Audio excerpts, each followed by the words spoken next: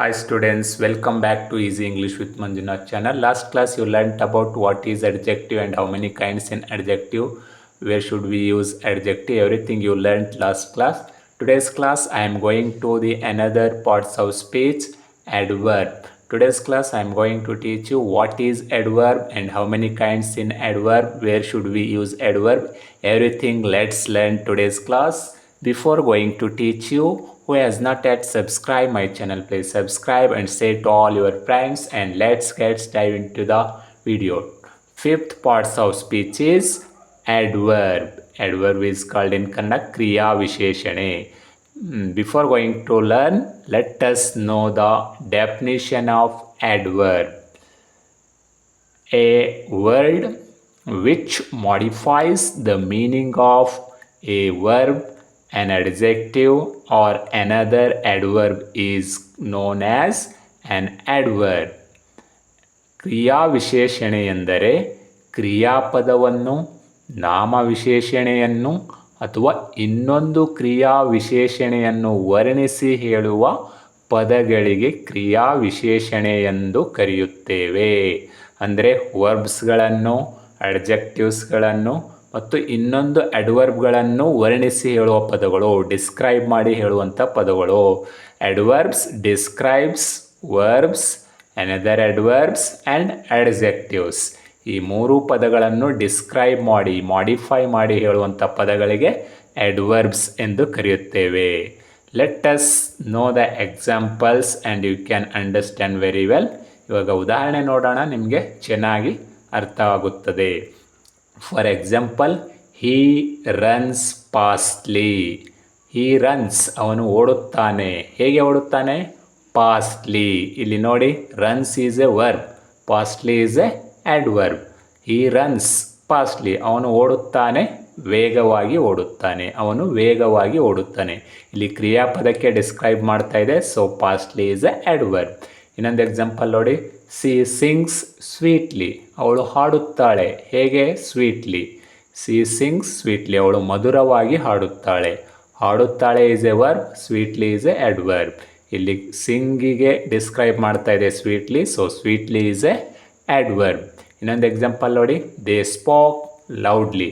ಅವರು ಜೋರಾಗಿ ಮಾತನಾಡಿದರು. Spoke is a verb, loudly is a adverb.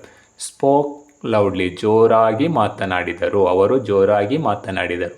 ಈ ಮೂರು ಎಕ್ಸಾಂಪಲ್ಸಲ್ಲಿ ಫಾಸ್ಟ್ಲಿ, ಸ್ವೀಟ್ಲಿ, ಲೌಡ್ಲಿ, ಈ ಮೂರೂ ಅಡ್ವರ್ಬ್ಗಳು ಕ್ರಿಯಾಪದಗಳನ್ನು ವರ್ಣಿಸ್ತಾ ಇದ್ದಾವೆ. ನಾವು ಇವಾಗಲೇ ಡೆಫಿನಿಷನ್ ನೋಡಿದ ಹಾಗೆ ಕ್ರಿಯಾಪದಗಳನ್ನು ವರ್ಣಿಸಿ ಹೇಳುವ ಪದಗಳಿಗೆ ಅಡ್ವರ್ಬ್ಸ್ ಅಂತ ಕರಿತೀವಿ ಅಂತ ಹೇಳಿದ್ದೇವೆ.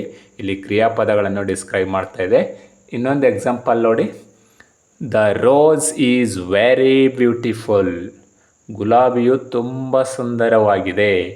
ಇಲ್ಲಿ ನೋಡಿ, ಇಲ್ಲಿ ಯಾವುದೇ ಕ್ರಿಯಾಪದ ಇಲ್ಲ, ಬಟ್ ಅಡ್ಜೆಕ್ಟಿವ್ಸ್ನ ಡಿಸ್ಕ್ರೈಬ್ ಮಾಡ್ತಾ ಇದೆ. The rose is very beautiful. Beautiful is a adjective, very is a adverb. ನಾವು ಇವಾಗಲೇ ಡೆಫಿನಿಷನ್ ತಿಳ್ಕೊಂಡ ಹಾಗೆ ಕ್ರಿಯಾಪದಗಳನ್ನು ಮತ್ತು ನಾಮವಿಶೇಷಣೆಗಳನ್ನು ವರ್ಣಿಸಿ ಹೇಳೋ ಪದಗಳಿಗೂ ನಾವು ಅಡ್ವರ್ಬ್ ಅಂತ ಕರಿತೀವಿ. ಇಲ್ಲಿ ವೆರಿ ಅನ್ನೋದು ಅಡ್ವರ್ಬ್, ಏಕೆಂದರೆ ಇದು ಬ್ಯೂಟಿಫುಲ್ ಅನ್ನೋ ಅಡ್ಜೆಕ್ಟಿವ್ಗೆ ಡಿಸ್ಕ್ರೈಬ್ ಮಾಡ್ತಾ ಇದೆ. ನೋಡಿ, ಇಲ್ಲಿ the rose is very beautiful. ಗುಲಾಬಿಯು ತುಂಬ ಸುಂದರವಾಗಿದೆ. ಇನ್ನೊಂದು ಎಕ್ಸಾಂಪಲ್ ನೋಡಿ, this pen is quite good. ಇದು ಕೂಡ ಇಲ್ಲಿ ಅಡ್ಜೆಕ್ಟಿವ್ಗೆ ಡಿಸ್ಕ್ರೈಬ್ ಮಾಡ್ತದೆ. This pen is quite good. ಈ ಪೆನ್ನು ತುಂಬ ಸುಂದರವಾಗಿದೆ. ಇನ್ನೊಂದು ಎಕ್ಸಾಂಪಲ್ ನೋಡಿ, she is an extremely wise girl. Extremely is a adverb, wise is a adjective. ನೋಡಿದ್ರಲ್ಲ, ಅಡ್ವರ್ಬ್ ಅಂದರೆ ಕ್ರಿಯಾಪದಗಳನ್ನು ಮತ್ತು ಅಡ್ಜೆಕ್ಟಿವ್ಸ್ಗಳನ್ನು ಮತ್ತು ಇನ್ನೊಂದು ಅಡ್ವರ್ಬ್ಗಳನ್ನು ಡಿಸ್ಕ್ರೈಬ್ ಮಾಡಿ ಹೇಳುವ ಪದಗಳಿಗೆ ಅಡ್ವರ್ಬ್ ಎಂದು ಕರೆಯುತ್ತೇವೆ. ಕ್ರಿಯಾಪದ, ಕ್ರಿಯಾವಿಶೇಷಣೆ ಮತ್ತು ನಾಮವಿಶೇಷಣೆಗಳಿಗೆ ವರ್ಣನೆ ಮಾಡಿ ಹೇಳುವ ಪದಗಳಿಗೆ ಅಡ್ವರ್ಬ್, ಕ್ರಿಯಾವಿಶೇಷಣೆ ಎಂದು ಕರೆಯುತ್ತೇವೆ. ಹಾಗಾದರೆ ಈಗ ಕ್ರಿಯಾವಿಶೇಷಣೆಯಲ್ಲಿ ಎಷ್ಟು ಪ್ರಕಾರಗಳಿವೆ? How many kinds in adverbs? Let us learn how many kinds in adverbs. ಇವಾಗ ಬನ್ನಿ, ಎಷ್ಟು ಪ್ರಕಾರಗಳಿವೆ ಕ್ರಿಯಾ ವಿಶೇಷಣೆಯಲ್ಲಿ ಅಂತ ತಿಳಿದುಕೊಳ್ಳೋಣ. ಕೈಂಡ್ಸ್ ಆಫ್ ಅಡ್ವರ್ಬ್ಸ್, ಕ್ರಿಯಾ ವಿಶೇಷಣೆಯ ಪ್ರಕಾರಗಳು. There are 8 kinds of adverbs in English grammar. They are as below. English ವ್ಯಾಕರಣದಲ್ಲಿ 8 ಪ್ರಕಾರದ ಕ್ರಿಯಾವಿಶೇಷಣೆಗಳಿವೆ. Let us know one by one. Before going to that, what are the 8 kinds of adverbs? Let's see. ಇವಾಗ 8 ಪ್ರಕಾರದ ಕ್ರಿಯಾವಿಶೇಷಣೆಗಳು ಯಾವ್ಯಾವ ಅಂತ ತಿಳಿದುಕೊಳ್ಳೋಣ ಬನ್ನಿ. Adverbs of manner, adverb of place, adverb of time, adverb of frequency or number, adverb of cause, adverb of degree, interrogative adverb and relative adverb ಅಂಥೇಳಿ total ಆಗಿ 8 ಪ್ರಕಾರದ ಅಡ್ವರ್ಬ್ಸ್ಗಳಿವೆ. ನಾವು let us learn one by one with examples. ಇವಾಗ ಬನ್ನಿ ಒಂದೊಂದಾಗಿ ಉದಾಹರಣೆ ಮುಖಾಂತರ ತಿಳಿದುಕೊಳ್ಳೋಣ. ಅಡ್ವರ್ಬ್ಸ್ ಎಂದರೇನು ಮತ್ತು ಅಡ್ವರ್ಬ್ಸ್ಗಳಲ್ಲಿ ಎಷ್ಟು ವಿಧಗಳಿವೆ ಎಂದು ತಿಳಿದುಕೊಂಡ್ರಿ. ಇವಾಗ ನೋಡೋಣ ಬನ್ನಿ ಕೈಂಡ್ಸ್ ಆಫ್ ಅಡ್ವರ್ಬಲ್ಲಿ ಫಸ್ಟ್ ಕೈಂಡ್ ಆಫ್ ಅಡ್ವರ್ಬ್ ಯಾವುದು ಮತ್ತು ಅದನ್ನು ಎಲ್ಲಿ ಯೂಸ್ ಮಾಡಬೇಕೆಂದು ತಿಳಿದುಕೊಳ್ಳೋಣ. What is the first kind of adverb and where can we use first kind of adverb? Let's learn. First adverb is adverb of manner. ಕ್ರಿಯಾ ವಿಶೇಷಣೆಯ ಮೊದಲನೇ ಒಂದು ಪ್ರಕಾರ ಯಾವುದಂದರೆ adverb of manner. ಇನ್ ಕನ್ನಡ ರೀತಿ ಸೂಚಕ ಕ್ರಿಯಾ ವಿಶೇಷಣೆ ಎಂದು ಕರೆಯುತ್ತೇವೆ. Let us know the definition of adverb of manner. An adverb used to show how an action is done is known as an adverb of manner. ಅಂದರೆ ಕ್ರಿಯಾ ವಿಶೇಷಣೆಗಳು ಹೇಗೆ ನಡೆಯುತ್ತವೆ ಎಂಬುದನ್ನು ತಿಳಿಸುವ ಕ್ರಿಯಾ ವಿಶೇಷಣಗಳಿಗೆ ರೀತಿ ಸೂಚಕ ಕ್ರಿಯಾ ವಿಶೇಷಣೆಗಳು ಎಂದು ಕರೆಯುತ್ತೇವೆ.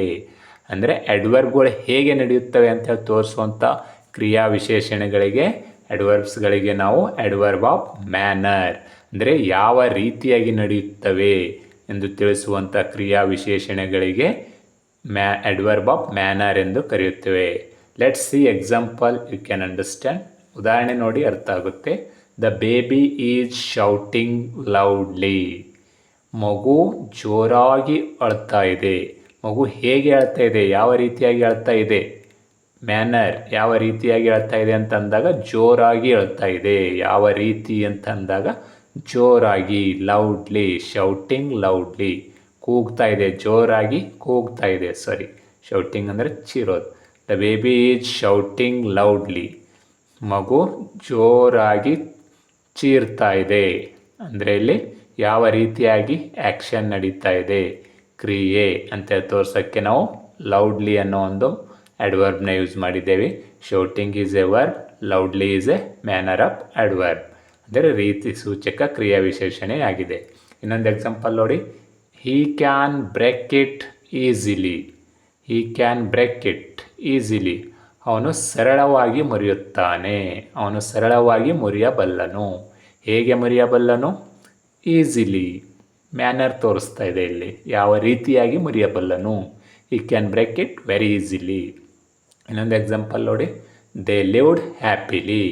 ಅವರು ಸಂತೋಷವಾಗಿ ವಾಸಿಸಿದ್ದಾರೆ. They lived happily. ಅವರು ಹೇಗೆ ವಾಸ ಮಾಡುತ್ತಿದ್ದರು? ಸಂತೋಷವಾಗಿ. ಹ್ಯಾಪಿಲಿ. They lived happily. ಅವರು ಸಂತೋಷವಾಗಿ ವಾಸವಾಗಿದ್ದರು. ಯಾವ ರೀತಿಯಾಗಿ ವಾಸವಾಗಿದ್ದಾರೆ ಅಂದರೆ ಸಂತೋಷವಾಗಿ.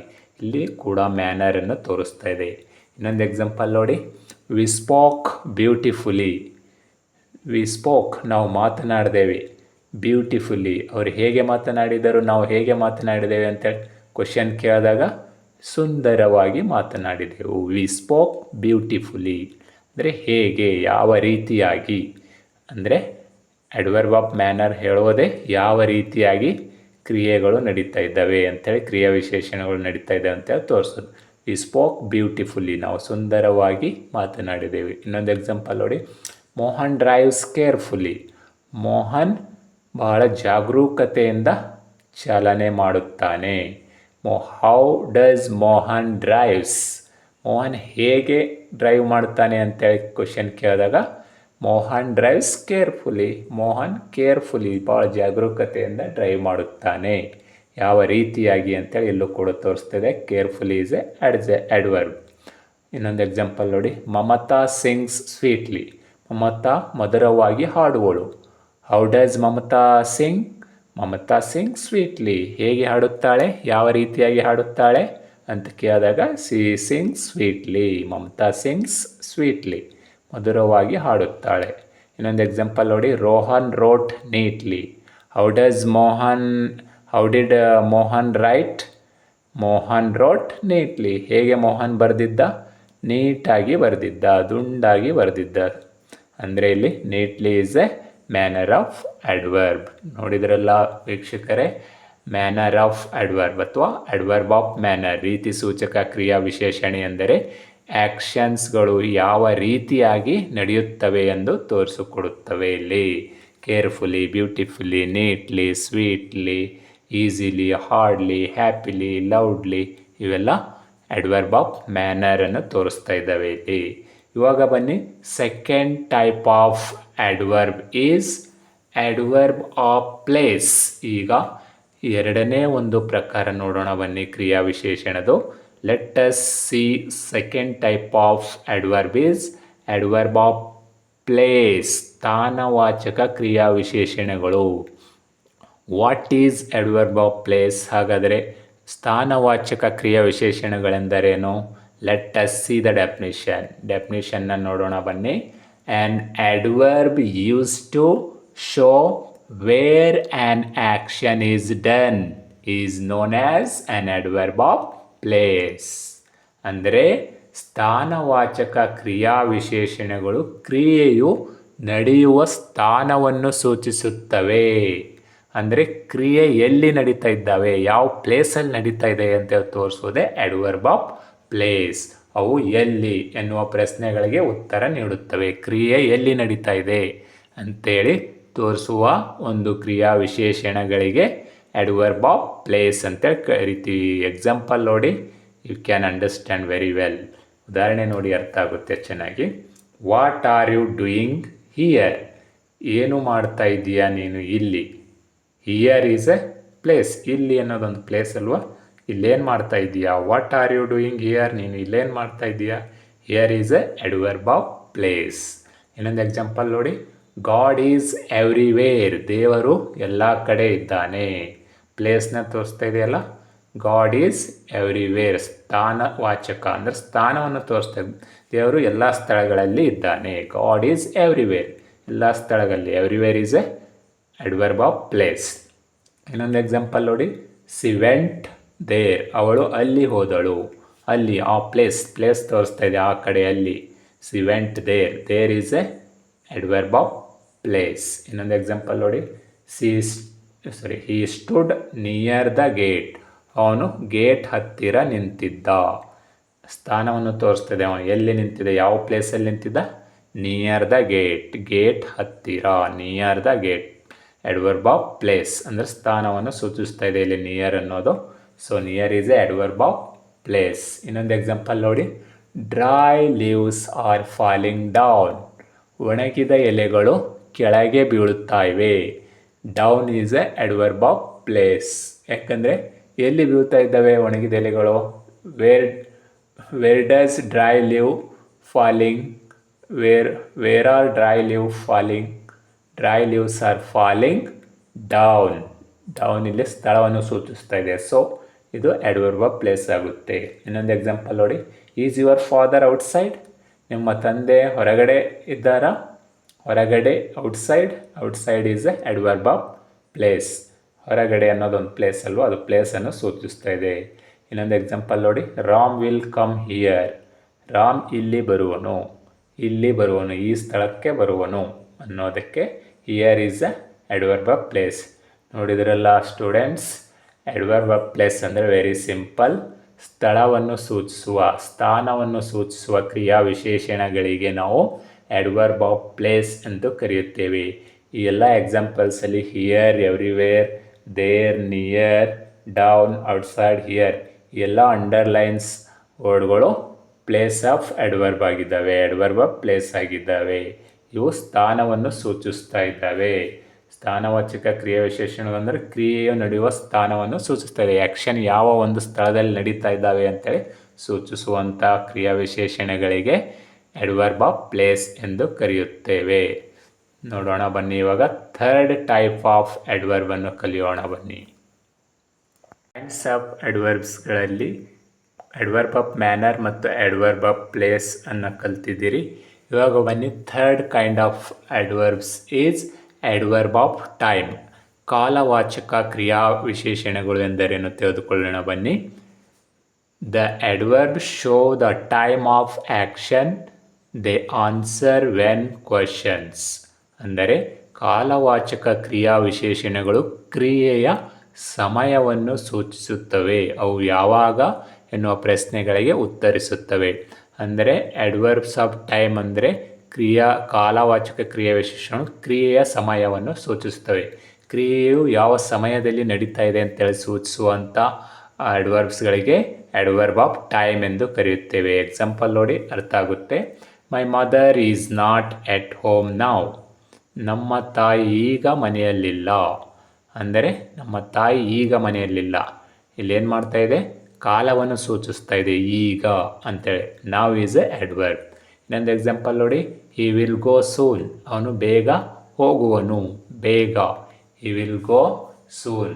Soon is a adverb here. ಅದೇ ಥರ ಇನ್ನೊಂದು ನೋಡಿ, Ranjit gets off early in the morning. Ranjit ಬೇಗ ಮಾರ್ನಿಂಗಲ್ಲಿ ಹೇಳುವನು, ಮುಂಜಾನೆಯಲ್ಲಿ ಹೇಳುವನು. Early in the morning is a adverb. ಅದೇ ಥರ Rani has met him before. Rani ಇದಕ್ಕಿಂತ ಮುಂಚೆ ಭೇಟಿಯಾಗಿದ್ದಳು ಅವನಿಗೆ. Before is a adverb of time. ಅದೇ ಥರ ಇನ್ನೊಂದು ಎಕ್ಸಾಂಪಲ್ ನೋಡಿ, ಮೈ ಫ್ರೆಂಡ್ ಕೇಮ್ ಇಮಿಡಿಯೇಟ್ಲಿ. ನನ್ನ ಗೆಳೆಯ ತಕ್ಷಣ ಬಂದನು. ತಕ್ಷಣ ಸಮಯ ತೋರಿಸ್ತಾ ಇದೆ ಇಲ್ಲಿ, ಅದಕ್ಕೋಸ್ಕರ immediately is a adverb of time. ಇನ್ನೊಂದು ಎಕ್ಸಾಂಪಲ್ ನೋಡಿ, ಸಿ ಈಟ್ಸ್ ಡೈಲಿ. ಅವಳು ದಿನಾಲು ತಿನ್ನುವಳು. ಸಿ ಈಟ್ಸ್ ತಿನ್ನುವಳು, ಡೈಲಿ ಅಂದರೆ ದಿನಾಲು. ಟೈಮನ್ನು ತೋರಿಸ್ತಾ ಇದೆ, ಕ್ರಿಯೆಯ ಸಮಯವನ್ನು ತೋರಿಸ್ತಾ ಇದೆ. ಯಾವುದು ಕ್ರಿಯೆಯ ಸಮಯವನ್ನು ಸೂಚಿಸುತ್ತವೆಯೋ ಅಂಥ ಕ್ರಿಯಾ ವಿಶೇಷಣಗಳಿಗೆ ಅಡ್ವರ್ಬ್ ಆಫ್ ಟೈಮ್ ಎಂದು ಕರೆಯುತ್ತೇವೆ. ಇನ್ನೊಂದು ಎಕ್ಸಾಂಪಲ್ ನೋಡಿ, ಹೀ ಪ್ಲೇಡ್ ಎವ್ರಿ ಡೇ. ಅವನು ದಿನಾಲು ಆಡಿದ. Every day is a adverb of time. I have got ill frequently. ನಾನು ಆಗಾಗ ಅನಾರೋಗ್ಯದಿಂದ ಬಳಲಿದೆ. Frequently is a adverb of time. ಅಂದರೆ ಯಾವ ಸಮಯಕ್ಕೆ ಆ ಒಂದು ಆ್ಯಕ್ಷನ್ ಆಗ್ತಾ ಇದೆ ಅಂತೇಳಿ ತೋರಿಸೋದು. ಯಾವ ಸಮಯದಲ್ಲಿ ಆ್ಯಕ್ಷನ್ ನಡೀತಾ ಇದೆ ಅಂದರೆ ಕ್ರಿಯೆಯ ಸಮಯವನ್ನು ಸೂಚಿಸ್ತವೆ. ಕ್ರಿಯೆ ಯಾವ ಸಮಯದಲ್ಲಿ ನಡೆದ, ಮಾರ್ನಿಂಗಲ್ಲಿ ನಡೆದಿದ್ದೇನಾ, ಅಥವಾ ಫ್ರೀಕ್ವೆಂಟ್ಲಿ ಆಗುತ್ತದನಾ, ಎವ್ರಿ ಡೇ ಆಗುತ್ತೇನಾ, ಅಥವಾ ಬಿಫೋರ್ ಮುಂಚೆನೇ ಆಗಿತ್ತಾ, ಅಥವಾ ಈಗಾಗಿದೆನಾ ಅಂಥೇಳಿ ಕ್ರಿಯೆಯ ಸಮಯವನ್ನು ಸೂಚಿಸುವ ಕ್ರಿಯಾ ವಿಶೇಷಣಗಳಿಗೆ ಅಡ್ವರ್ಬ್ ಆಫ್ ಟೈಮ್ ಎಂದು ಕರೆಯುತ್ತೇವೆ. ನೋಡಿದ್ರಲ್ಲ ವಿದ್ಯಾರ್ಥಿಗಳೇ, ಅಡ್ವರ್ಬ್ ಆಫ್ ಟೈಮ್ ಅಂದರೆ ವೆರಿ ಸಿಂಪಲ್. ಒಂದು ಕ್ರಿಯೆ, ಒಂದು ಆ್ಯಕ್ಷನ್ ಯಾವ ಸಮಯದಲ್ಲಿ ನಡೀತಾ ಇದೆ ಅಂತೇಳಿ ಸೂಚಿಸುವ ಶಬ್ದಗಳಿಗೆ, ಪದಗಳಿಗೆ ಕಾಲವಾಚಕ ಕ್ರಿಯಾ ವಿಶೇಷಣಗಳು ಎಂದು ಕರೆಯುತ್ತೇವೆ. ಇವಾಗ ಬನ್ನಿ, ಅಡ್ವರ್ಬ್ಸ್ ಆಫ್ ಕ್ರಿಯಾ ವಿಶೇಷಣಗಳ ನಾಲ್ಕನೇ ಒಂದು ಪ್ರಕಾರವನ್ನು ನೋಡೋಣ ಬನ್ನಿ. Fourth type of adverb is adverb of frequency or adverb of numbers. ಅಂದರೆ ಸಂಖ್ಯಾವಾಚಕ ಕ್ರಿಯಾ ವಿಶೇಷಣಗಳು ಎಂದು ಕರೆಯುತ್ತೇವೆ. Let us see the definition of adverb of frequency. These adverbs show how often the action take place. ಕ್ರಿಯೆಯು ಎಷ್ಟು ಬಾರಿ ನಡೆಯುತ್ತದೆ ಎಂಬುದನ್ನು ತಿಳಿಸುವ ಕ್ರಿಯಾ ವಿಶೇಷಣಗಳಿಗೆ ಸಂಖ್ಯಾವಾಚಕ ಕ್ರಿಯಾ ವಿಶೇಷಣಗಳು ಎಂದು ಕರೆಯುತ್ತೇವೆ. ಅಂದರೆ ಆ್ಯಕ್ಷನ್ ಎಷ್ಟು ಟೈಮ್ ನಡೀತಾ ಇದೆ ಅಂತ ತೋರಿಸುವಂಥ ಒಂದು ಕ್ರಿಯಾ ವಿಶೇಷಣಗಳಿಗೆ. How many times the action goes. Action ಎಷ್ಟು ಬಾರಿ ನಡೆಯುತ್ತದೆ ಅಂತ ತೋರಿಸುವಂಥ ಅಡ್ವರ್ಬ್ಸ್ಗಳಿಗೆ ನಾವು ಅಡ್ವರ್ಬ್ಸ್ ಆಫ್ ಫ್ರೀಕ್ವೆನ್ಸಿ ಅಥವಾ ಅಡ್ವರ್ಬ್ಸ್ ಆಫ್ ನಂಬರ್ಸ್ ಅಂಥೇಳಿ ಕರೆಯುತ್ತೇವೆ. ಸಂಖ್ಯಾವಾಚಕ ಕ್ರಿಯಾ ವಿಶೇಷಣಗಳು ಎಂದು ಕರೆಯುತ್ತೇವೆ. For example, I visited Mysuru twice. ನಾನು ಮೈಸೂರಿಗೆ 2 ಬಾರಿ ಭೇಟಿ ಕೊಟ್ಟಿದ್ದೆ. ಐ ವಿಸಿಟೆಡ್ ಮೈಸೂರು ಟ್ವೈಸ್, 2 ಬಾರಿ. ಎಷ್ಟು ಬಾರಿ ನಡೀತಾ ಇದೆ ಇಲ್ಲಿ ಕ್ರಿಯೆ? ಹೋಗಿ ಬಂದಿರೋ ವಿಸಿಟೆಡ್ ಭೇಟಿಯಾಗಿರೋ ಕ್ರಿಯೆ 2 ಬಾರಿ ನಡೆದಿದೆ. ಇದು twice is a adverb of frequency ಅಥವಾ ಅಡ್ವರ್ಬ್ ಆಫ್ ನಂಬರ್. 2 ಬಾರಿ ನಾನು ಮೈಸೂರಿಗೆ ಹೋಗಿದ್ದೆ, ಭೇಟಿ ಕೊಟ್ಟಿದ್ದೆ. ಇಲ್ಲಿ ಫ್ರೀಕ್ವೆನ್ಸಿ ಅಂದರೆ ನಂಬರ್, ಎಷ್ಟು ಬಾರಿ ಅಂತೇಳಿ ತೋರಿಸುವ, ಅಂದರೆ ಕ್ರಿಯೆ ಎಷ್ಟು ಬಾರಿ ಆಗಿದೆ ಅಂತೇಳಿ ತೋರಿಸುವ ಒಂದು ಅಡ್ವರ್ಬ್ಗಳಿಗೆ ಅಡ್ವರ್ಬ್ ಆಫ್ ಫ್ರೀಕ್ವೆನ್ಸಿ ಎಂದು ಕರೀತೇವೆ. ಇನ್ನೊಂದು ಎಕ್ಸಾಂಪಲ್ ನೋಡಿ, they never go to film, ಅವರು ಯಾವತ್ತೂ ಫಿಲ್ಮ್ಗೆ ಹೋಗೇ ಇಲ್ಲ. ಎಷ್ಟು ಬಾರಿ ಹೋಗಿದ್ದಾರೆ ಫಿಲ್ಮ್ಗೆ? ಅವರು ಎಂದೂ ಹೋಗಿಲ್ಲ, ಎಷ್ಟು ಬಾರಿಯೂ ಹೋಗಿಲ್ಲ ಅಂಥೇಳಿ ಹೇಳ್ತಾರೆ. Never is a adverb of frequency. ಇನ್ನೊಂದು ಎಕ್ಸಾಂಪಲ್ ನೋಡಿ, ಹಿ ಆಫೆನ್ ಕಮ್ಸ್ ಮೈ ಸ್ಕೂಲ್, ಅವನು ಆಗಾಗ ನಮ್ಮ ಶಾಲೆಗೆ ಬರುವನು. ಆಫೆನ್ಸ್ ಎಷ್ಟು ಬಾರಿ? ಆಗಾಗ. ಆಗಾಗ ಕ್ರಿಯೆ ನಡೀತಾ ಇದೆ, ಬರುವಂಥ ಕ್ರಿಯೆ ಆಗಾಗ ಅನ್ನೋದು ಎಷ್ಟು ಸಮಯ ಅಂದರೆ ಅಡ್ವರ್ಬ್ ಫ್ರೀಕ್ವೆನ್ಸಿ ಅಂದರೆ ಎಷ್ಟು ಬಾರಿ ಅವನು ಬರುವನು, ಆಗಾಗ ಬರುವನು. Often is a adverb of frequency. ಇನ್ನೊಂದು ಎಕ್ಸಾಂಪಲ್ ನೋಡಿ, ಐ ಆಲ್ವೇಸ್ ಸ್ಪೀಕ್ ಟ್ರುತ್, ನಾನು ಯಾವಾಗಲೂ ಸತ್ಯವನ್ನೇ ಮಾತನಾಡುತ್ತೇನೆ. Always is a adverb of number, ಅಂದರೆ ಇದು ಸಂಖ್ಯಾವಾಚಕ ಕ್ರಿಯಾ ವಿಶೇಷಣೆಯಾಗಿದೆ. ಅಂದರೆ ಎಷ್ಟು ಬಾರಿ ನಾನು ಸತ್ಯ ಮಾತನಾಡುತ್ತೇನೆ? ನಾನು ಯಾವಾಗಲೂ, ಎಲ್ಲ ಸಮಯದಲ್ಲೂ. Always is a adverb of number. ಇನ್ನೊಂದು ಎಕ್ಸಾಂಪಲ್ ನೋಡಿ, ದೇ ವೆಂಟ್ ದೇರ್ ಥ್ರೈಸ್, ಅವರು ಅಲ್ಲಿಗೆ 3 ಬಾರಿ ಹೋಗಿದ್ದರು. ಎಷ್ಟು ಬಾರಿ ಹೋಗಿದ್ದರು? ದೇ ವೆಂಟ್ ದೇರ್ ಥ್ರೈಸ್, 3 ಬಾರಿ. ಇನ್ನೊಂದು ಎಕ್ಸಾಂಪಲ್ ನೋಡಿ, I teach you it once, ನಾನು ಇದು ಒಮ್ಮೆ ನಿಮಗೆ ಕಲಿಸುವೆನು. ಎಷ್ಟು ಬಾರಿ ಕಲಿಸುವೆನು? ಒಮ್ಮೆ. Once is a adverb of number. Adverb of frequency ಅಥವಾ ಅಡ್ವರ್ಬ್ ಆಫ್ ನಂಬರ್ ಅಂದರೆ ಸಂಖ್ಯಾವಾಚಕ ಕ್ರಿಯಾ ವಿಶೇಷಣೆಗಳು ಎಂದರೆ ವೆರಿ ಸಿಂಪಲ್. ಒಂದು ಕ್ರಿಯೆಯು ಎಷ್ಟು ಬಾರಿ ನಡೆಯುತ್ತದೆ ಎಂಬುದನ್ನು ತಿಳಿಸುವ ಕ್ರಿಯಾ ವಿಶೇಷಣಗಳು. ಅಂದರೆ ಆ್ಯಕ್ಷನ್ ಎಷ್ಟು ಸಾರಿ ನಡೆದಂತ ತೋರಿಸುವಂಥ ಕ್ರಿಯಾ ವಿಶೇಷಣಗಳಿಗೆ ನಾವು ಅಡ್ವರ್ಬ್ ಆಫ್ ಫ್ರೀಕ್ವೆನ್ಸಿ ಅಥವಾ ಅಡ್ವರ್ಬ್ ಆಫ್ ನಂಬರ್ಸ್ ಅಂದರೆ ಸಂಖ್ಯಾವಾಚಕ ಕ್ರಿಯಾ ವಿಶೇಷಣಗಳು ಎಂದು ಕರೆಯುತ್ತೇವೆ. ನೋಡಿದರೆಲ್ಲ ವಿದ್ಯಾರ್ಥಿಗಳ ಅಡ್ವರ್ಬ್ ಆಫ್ ಟೈಮ್ ಅಂದರೇನು ಮತ್ತು ಅಡ್ವರ್ಬ್ ಆಫ್ ಫ್ರೀಕ್ವೆನ್ಸಿ ಎಂದರೇನಂತ ಕಲ್ತ್ರಿ. ಇವಾಗ ಬನ್ನಿ 5th ಕೈಂಡ್ ಆಫ್ ಅಡ್ವರ್ಬ್ಸ್ನ ನೋಡೋಣ ಬನ್ನಿ. ಕೈಂಡ್ಸ್ ಆಫ್ ಅಡ್ವರ್ಬ್ಸ್ಗಳಲ್ಲಿ 4ನೇ ಪ್ರಕಾರದ ಒಂದು ಅಡ್ವರ್ಬ್ಸ್ನ ತಿಳ್ಕೊಂಡ್ರಿ. ಇವಾಗ ಕೈಂಡ್ಸ್ ಆಫ್ ಅಡ್ವರ್ಬ್ಸಲ್ಲಿ 5ನೇ ಒಂದು ಪ್ರಕಾರವನ್ನು ತೆಗೆದುಕೊಳ್ಳೋಣ ಬನ್ನಿ. 5th kind of adverb is adverb of degrees, ಅಂದರೆ ಪರಿಮಾಣವಾಚಕ ಕ್ರಿಯಾ ವಿಶೇಷಣೆಗಳು. First let us know the definition of adverb of degrees. ಪರಿಮಾಣವಾಚಕ ಕ್ರಿಯಾ ವಿಶೇಷಣಗಳೆಂದರೇನು ನೋಡೋಣ ಬನ್ನಿ. These adverbs show the extent of the action. They answer the question to what extent or how well. ಅಂದರೆ ಪರಿಮಾಣವಾಚಕ ಕ್ರಿಯಾ ವಿಶೇಷಣಗಳು ಕ್ರಿಯೆಯ ಪರಿಮಾಣವನ್ನು ವರ್ಣಿಸಲು ಉಪಯೋಗಿಸಲ್ಪಡುತ್ತವೆ. ಅಂದರೆ ಒಂದು ಕ್ರಿಯೆಯ ಪರಿಮಾಣವನ್ನು ವರ್ಣನೆ ಮಾಡಲು ಉಪಯೋಗಿಸುವ ನಾಮವಿಶೇಷಣಗಳಿಗೆ ಪರಿಮಾಣವಾಚಕ ಕ್ರಿಯಾ ವಿಶೇಷಣಗಳು ಎಂದು ಕರೆಯುತ್ತೇವೆ. ಫಾರ್ ಎಕ್ಸಾಂಪಲ್ ನೋಡಿ, that student is very honest. That student, ಆ ವಿದ್ಯಾರ್ಥಿ ತುಂಬ ಪ್ರಾಮಾಣಿಕನಾಗಿದ್ದಾನೆ. ಇಲ್ಲಿ very honest, very is A ಪರಿಮಾಣವನ್ನು ತೋರಿಸ್ತಾ ಇದೆ, ಡಿಗ್ರಿನ ತೋರಿಸ್ತಾ ಇದೆ. ಇಲ್ಲಿ ಪರಿಮಾಣವಾಚಕ ಅಂದರೆ ಎಷ್ಟು ಪರಿಮಾಣದಲ್ಲಿ ಆನೆಸ್ಟ್ ಆಗಿದ್ದಾನೆ ಅಂತ ತೋರಿಸ್ತದೆ. The student is very honest, ತುಂಬ ಪ್ರಾಮಾಣಿಕನಾಗಿದ್ದಾನೆ. ಇನ್ನೊಂದು ಎಕ್ಸಾಂಪಲ್ ನೋಡಿ, they were greatly surprised. They were greatly surprised. Greatly is a adverb of degrees. ಇನ್ನೊಂದು ಎಕ್ಸಾಂಪಲ್ ನೋಡಿ, it is extremely hot today. ಇವತ್ತು ತುಂಬ ಬಿಸಿಯಾಗಿದೆ. Extremely is a adverb of degrees, adverb of degrees. ಅದೇ ಥರ ಇನ್ನೊಂದು ಎಕ್ಸಾಂಪಲ್ ನೋಡಿ, ದೇ ಆರ್ ಆಲ್ಮೋಸ್ಟ್ ವೀಕ್. ಅವರು ಆಲ್ಮೋಸ್ಟ್ ವೀಕ್ ಆಗಿದ್ದಾರೆ, ಅಶಕ್ತರಾಗಿದ್ದಾರೆ. Here almost is a adverb of degrees. ಈ ಅಂಡರ್ಲೈನ್ ಮಾಡಿರುವ ವೆರಿ, ಗ್ರೇಟ್ಲಿ, ಎಕ್ಸ್ಟ್ರೀಮ್ಲಿ, ಆಲ್ಮೋಸ್ಟ್ ಇವೆಲ್ಲ ಪರಿಮಾಣವನ್ನು ಸೂಚಿಸ್ತವೆ, ಕ್ರಿಯೆಯ ಪರಿಮಾಣವನ್ನು ಸೂಚಿಸ್ತವೆ. ಹೀಗಾಗಿ ಇವುಗಳಿಗೆ ನಾವು ಅಡ್ವರ್ಬ್ ಆಫ್ ಡಿಗ್ರೀಸ್ ಎಂದು ಕರೆಯುತ್ತೇವೆ. ಅದೇ ರೀತಿಯಾಗಿ ಕೈಂಡ್ಸ್ ಆಫ್ ಅಡ್ವರ್ಬ್ಸ್ನ ಒಂದು 6th ಕೈಂಡ್ಸ್ನ ನೋಡೋಣ ಬನ್ನಿ. 6ನೇ ಒಂದು ಪ್ರಕಾರ ಅಡ್ವರ್ಬ್ ಆಫ್ ಕಾಸ್, ಕಾರಣವಾಚಕ ಕ್ರಿಯಾ ವಿಶೇಷಣೆಗಳು. First let us know the definition of adverb of cause. ಕಾರಣವಾಚಕ ಕ್ರಿಯಾ ವಿಶೇಷಣೆ ಎಂದರೇನು ತಿಳಿದುಕೊಳ್ಳೋಣ ಬನ್ನಿ. These adverbs show the reason of the action. They answer the why questions. ಅಂದರೆ ಕ್ರಿಯಾ ವಿಶೇಷಣಗಳು ಕ್ರಿಯೆಯ ಕಾರಣವನ್ನು ತಿಳಿಸುತ್ತವೆ. ಇವು ಯಾಕೆ ಎನ್ನುವ ಪ್ರಶ್ನೆಗಳಿಗೆ ಉತ್ತರಿಸುತ್ತವೆ, ಉತ್ತರವನ್ನು ಹೇಳುತ್ತವೆ. ಫಾರ್ ಎಕ್ಸಾಂಪಲ್ ನೋಡಿ, Neha failed since she had been ಇಲ್. ನೇಹಾ ಫೇಲ್ ಆಗಿದ್ದಳು, ಅನುತ್ತೀರ್ಣಗೊಂಡಳು ಯಾವಾಗಿನಿಂದ, ಯಾವಾಗ ಅವಳು ಅನಾರೋಗ್ಯ ತಪ್ಪಿತೋ ಆಗಿನಿಂದ. ಆಗಿನಿಂದ ಅವಳು ಏನಾಗ್ಬಿಟ್ಟಿದ್ದಾಳೆ, ಫೇಲ್ ಆಗಿದ್ದಾಳೆ. Neha failed since she had been ill. ಅವಳು ಅನಾರೋಗ್ಯದಿಂದ ಬಳಲ್ತಾ ಇದ್ದಿಲ್ಲ ಆಗಿನಿಂದ. Since is a adverb of cause, ಕಾರಣ ತೋರಿಸ್ತಾ ಇದೆ ಇಲ್ಲಿ. ಇನ್ನೊಂದು ಎಕ್ಸಾಂಪಲ್ ನೋಡಿ, Ramesh missed the train as he was late. Ramesh missed the train, Ramesh ಟ್ರೈನನ್ನು ಮಿಸ್ ಮಾಡಿಕೊಂಡ.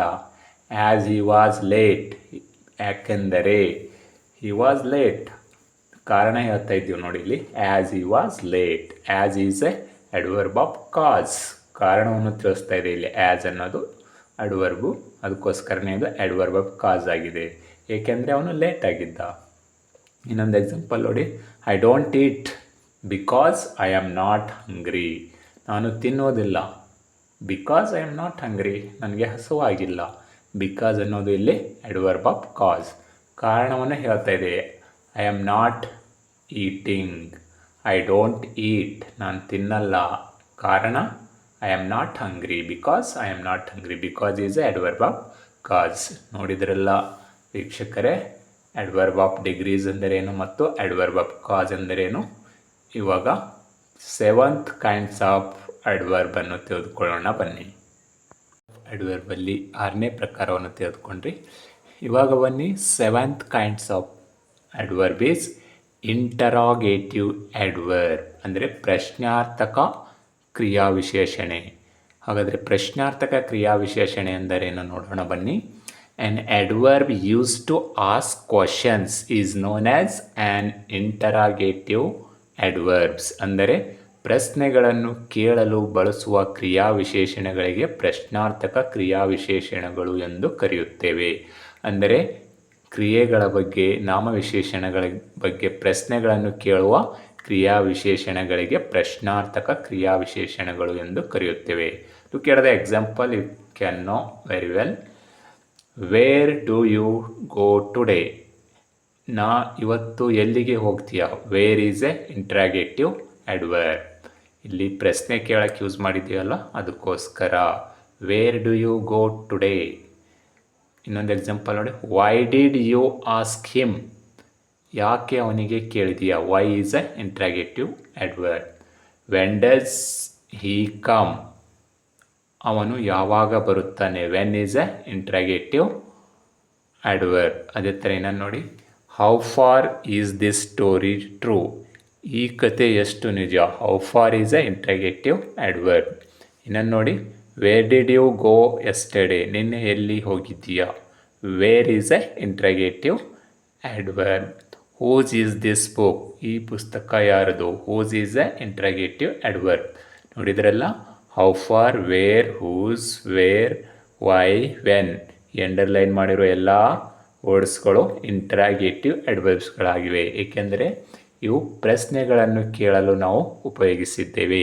ಕ್ರಿಯಾಪದಗಳ ಬಗ್ಗೆ ಮತ್ತು ನಾಮವಿಶೇಷಣಗಳ ಬಗ್ಗೆ ಮತ್ತು ಕ್ರಿಯಾವಿಶೇಷಣಗಳ ಬಗ್ಗೆ ಪ್ರಶ್ನೆಗಳನ್ನು ಕೇಳಲು ಬಳಸುವ ಪದಗಳಿಗೆ ನಾವು ಏನಂತ ಕರಿತೀವಿ. ಪ್ರಶ್ನಾರ್ಥಕ ಕ್ರಿಯಾವಿಶೇಷಣಗಳು ಎಂದು ಕರೆಯುತ್ತೇವೆ. ಇಂಟ್ರಾಗೇಟಿವ್ ಅಡ್ವರ್ಬ್ಸ್ ಎಂದು ಕರೆಯುತ್ತೇವೆ. ನೋಡಿದ್ರಲ್ಲ ಇಂಟ್ರಾಗೇಟಿವ್ ಅಡ್ವರ್ಬ್ಸ್ ಅಂದರೆ ಏನಂತೇಳಿ. ಈಗ ಕೊನೆಯ ಪ್ರಕಾರ ಅಂದರೆ ಅಡ್ವರ್ಬ್ಸ್ನ ಕೊನೆಯ ಪ್ರಕಾರ, ಕ್ರಿಯಾವಿಶೇಷಣೆಯ ಕೊನೆಯ ಪ್ರಕಾರ ತೆಗೆದುಕೊಳ್ಳೋಣ ಬನ್ನಿ. ರಿಲೇಟಿವ್ ಅಡ್ವರ್ಬ್, ಸಂಬಂಧ ಸೂಚಕ ಕ್ರಿಯಾವಿಶೇಷಣಗಳು. ಹಾಗಾದರೆ ಸಂಬಂಧ ಸೂಚಕ ಕ್ರಿಯಾವಿಶೇಷಣಗಳೆಂದರೇನು ನೋಡೋಣ ಬನ್ನಿ. An adverb used to relate two causes or statements is known as relative adverbs. ಅಂದರೆ ಸಂಬಂಧ ಸೂಚಕ ಕ್ರಿಯಾವಿಶೇಷಣಗಳು ಎಂದರೆ ಎರಡು ವಾಕ್ಯಾಂಗಗಳನ್ನು ಅಥವಾ ಹೇಳಿಕೆಗಳ ಸಂಬಂಧ ಸೂಚಿಸುವ ಕ್ರಿಯಾವಿಶೇಷಣಗಳಿಗೆ ಸಂಬಂಧ ಸೂಚಕ ಕ್ರಿಯಾವಿಶೇಷಣಗಳು ಎಂದು ಕರೆಯುತ್ತೇವೆ. ಅಂದರೆ ಎರಡು ವಾಕ್ಯಗಳು ಮತ್ತು ಎರಡು ಹೇಳಿಕೆಗಳ ಸಂಬಂಧವನ್ನು ಸೂಚಿಸ್ತೇವೆ. ಏನು ಸಂಬಂಧದ ಎರಡು ವಾಕ್ಯಗಳ ನಡುಬರ್ಕ ಅಥವಾ ಎರಡು ಸ್ಟೇಟ್ಮೆಂಟ್ಗಳ ನಡುಬರ್ಕ ಎರಡು ಹೇಳಿಕೆಗಳ ನಡುಬರ್ಕ ಏನು ಸಂಬಂಧ ಹೊಂದಿದ್ದಾವೆ ಅಂತೇಳಿ ತೋರಿಸುವ ಪದಗಳಿಗೆ ನಾವು ರಿಲೇಟಿವ್ ಅಡ್ವರ್ಬ್ಸ್ ಎಂದು ಕರೆಯುತ್ತೇವೆ. ಫಾರ್ ಎಕ್ಸಾಂಪಲ್ ನೋಡಿ, ನಿಮ್ಗೆ ಅರ್ಥ ಆಗುತ್ತೆ. ಐ ಡೋಂಟ್ ನೋ ಇದೊಂದು ಸೆಂಟೆನ್ಸ್ ಇದೆ. ಕ್ಲಾಸ್ ಅಂದರೆ ವಾಕ್ಯಾಂಗ, ಇದೊಂದು ವಾಕ್ಯ ಇದೆ. ಸಿ ಹ್ಯಾಡ್ ಗಾನ್ ಇದೊಂದು ವಾಕ್ಯ ಇದೆ. ಇವೆರಡರ ನಡುವೆ ಸಂಬಂಧ ಸೂಚಿಸ್ಲಿಕ್ಕೆ ಯೂಸ್ ಮಾಡಿರೋ ಪದ where. Where is a relative pronoun. ಅಂದರೆ I don't know, she had gone ಇವೆರಡು ವರ್ಡ್ಗಳಿಗೆ ಸಂಬಂಧ ಸೂಚಿಸ್ತಾ ಇರೋ ಪದ ವೇರ್. ಅದಕ್ಕೋಸ್ಕರ I don't know where she had gone. Where is a relative pronoun, relative adverb. ಇನ್ನೊಂದು ಎಕ್ಸಾಂಪಲ್ ನೋಡಿ, I don't know why she went Mysore. I don't know ಒಂದು ವಾಕ್ಯ, ಸಿ ವೆಂಟ್ ಮೈಸೂರ್ ಇನ್ನೊಂದು ವಾಕ್ಯ. ಇವೆರಡರ ನಡುವೆ ಸಂಬಂಧ ಸೂಚಿಸ್ಲಿಕ್ಕೆ ಯೂಸ್ ಮಾಡಿರೋ ಪದ why. Why is a relative adverb. I don't know why she went Mysore. ಅವಳು ಮೈಸೂರಿಗೆ ಯಾಕೆ ಹೋಗಿದ್ಳು ಅಂತ ಗೊತ್ತಿಲ್ಲ. Do you know when Manu came here. Do you know ಒಂದು ಸೆಂಟೆನ್ಸು, ಮನು ಕೇಮ್ ಹಿಯರ್ ಇದೊಂದು ಸೆಂಟೆನ್ಸ್. ಇವೆರಡು ವಾಕ್ಯಾಂಗ. ಇವುಗಳಿಗೆ ಸಂಬಂಧ ಸೂಚಿಸ್ಲಿಕ್ಕೆ ವೆನ್ ಯೂಸ್ ಮಾಡಿದ್ದಾರೆ. Do you know when Manu came here. ನಿಂಗೆ ಗುರ್ತಾ ಮನು ಯಾವಾಗ ಬಂದ ಇಲ್ಲಿ ಅಂಥೇಳಿ. When is a relative adverb. ನೋಡಿದ್ರಲ್ಲ ವೀಕ್ಷಕರೇ, ಅಡ್ವರ್ಬ್ ಎಂದರೇನು ಮತ್ತು ಅಡ್ವರ್ಬ್ಗಳಲ್ಲಿ ಎಷ್ಟು ವಿಧಗಳು ಮತ್ತು ಎಲ್ಲ ಅಡ್ವರ್ಬ್ಗಳ ಪ್ರಕಾರಗಳು ಏನು ಎಂದು ತಿಳಿದುಕೊಂಡ್ರಿ. ಇಂದಿನ ಕ್ಲಾಸ್ ನಿಮಗೆ ಇಷ್ಟವಾದರೆ ಪ್ಲೀಸ್ ಸಬ್ಸ್ಕ್ರೈಬ್ ಮಾಡಿ, ಶೇರ್ ಮಾಡಿ ಅಂತ ಹೇಳ್ತಾ thanks for watching today's class.